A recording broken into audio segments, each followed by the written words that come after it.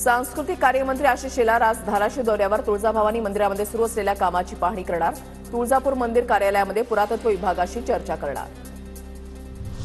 प्रताप सरनाईक यांची MSRTCच्या अध्यक्षपदी वर्णी। प्रशासकीय अधिकारी संजय सेठींच्या जागी सरनाईकांची वर्णी।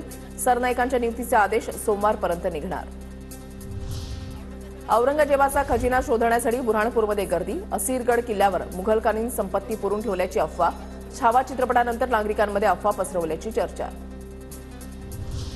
मुंबईतील धारावी पुनर्विकास प्रकल्पाला स्थगिती देण्यास सर्वोच्च न्यायालयाचा नकार। अदानी उद्योग समूहाला मोठा दिलासा। धारावीतील 259 हेक्टर जमिनीचा पुनर्विकास केला जाणार। रणवीर अलाहाबादी अपूर्वा मखिजाचा माफीनामा। वादग्रस्त विधानाप्रकरणी राष्ट्रीय महिला आयोगाकडे माफीनामा सादर। इंडियाज गॉट लेटंट शोमधील आक्षेपार्ह वक्तव्यामुळे अडचणी। अशा प्रकारची भाषा खपवून घेणार नाही, आयोगानं झापलं। राज्यामध्ये सर्व उर्दू शाळांसह 8,500 अल्पसंख्याक शाळांच्या शिक्षकांच्या पदवीची चौकशी होणार। राज्य अल्पसंख्याक आयोगाचे अध्यक्ष प्यारे खान यांचे चौकशीचे आदेश। राज्यात नद्यांचं प्रदूषण रोखण्यासाठी कृती गटाची स्थापना। पर्यावरण मंत्री पंकजा मुंडेंची विधानसभेमध्ये घोषणा।